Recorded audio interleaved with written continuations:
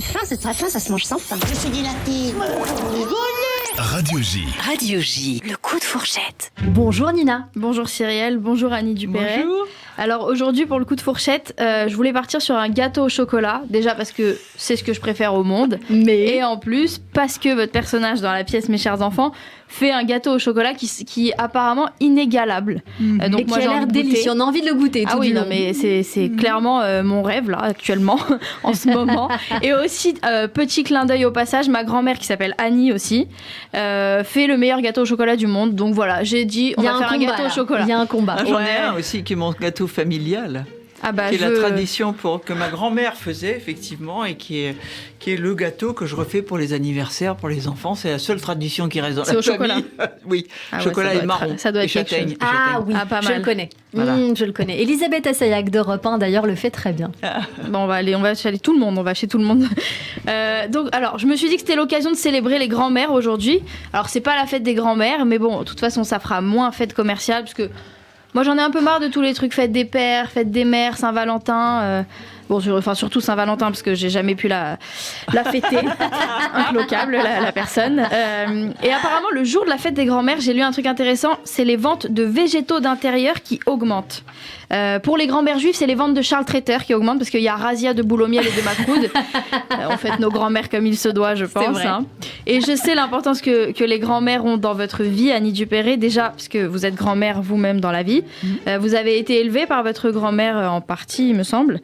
Oui. Vous jouez actuellement une grand-mère dans la pièce Mes chers enfants. Et surtout, vous avez rencontré Chris Campion, avec qui vous avez été en couple alors que vous jouiez sa grand-mère dans un téléfilm. Oui, c'est vrai. Donc quand j'ai lu ça, j'ai dit le rôle de grand-mère, c'est le rôle de votre vie.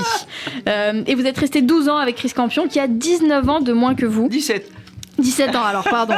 On reste quand même... moi, j'adore je trouve qu'il y a de plus en plus de femmes qui fréquentent des hommes plus Et oui, jeunes. ça va de plus en plus dans ce sens, Nina. Des femmes qui sortent avec des hommes plus jeunes, j'adore. on le voit. J'adore, je suis fan. En plus, elles le font toutes maintenant. Il y a Madonna, il y a Jennifer Lopez, Demi Moore, Brigitte Macron. Et puis moi, ça me rassure, parce que je me dis que si j'ai pas trouvé l'amour, c'est que mon mari n'est pas encore né. Hein.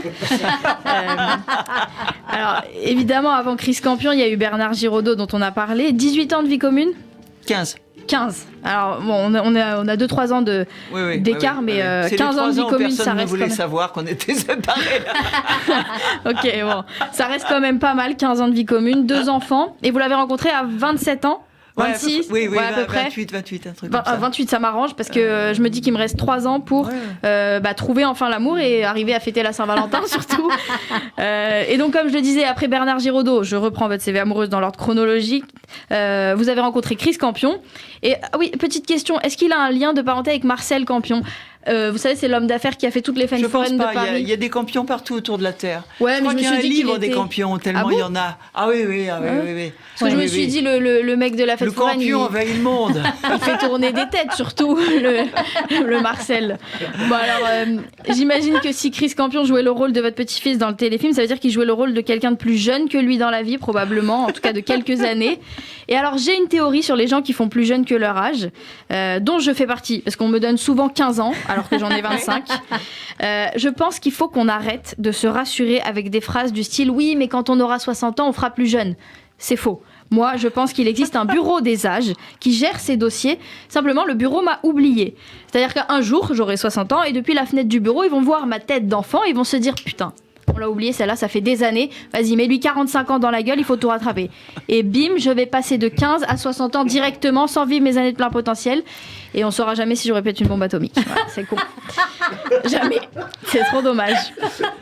Voilà. Après, je sais vous qu'on êtes peut une bombe à n'importe quel âge, en tout cas. Mais allez dire ça à Yann Moix quand même, parce que je suis pas sûre qu'il soit de cet avis-là.